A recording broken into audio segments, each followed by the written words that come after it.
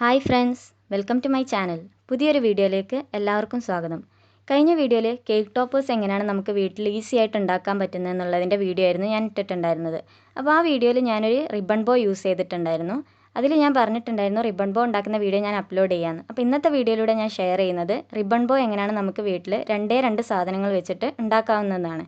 അപ്പോൾ കഴിഞ്ഞ വീഡിയോ കാണാത്തവരുണ്ടെങ്കിൽ അവർക്കായി ഞാൻ ലിങ്ക് താഴെ ഡിസ്ക്രിപ്ഷൻ ബോക്സിൽ കൊടുക്കുന്നുണ്ട്. അപ്പോൾ എല്ലാവരും പോയിട്ട് ആ വീഡിയോ കാണുക.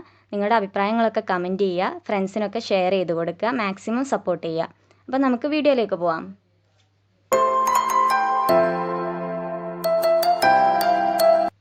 അപ്പോൾ നമുക്ക് അതിന് വേണ്ട സാധനങ്ങൾ എന്തൊക്കെയാണെന്ന് നോക്കാം.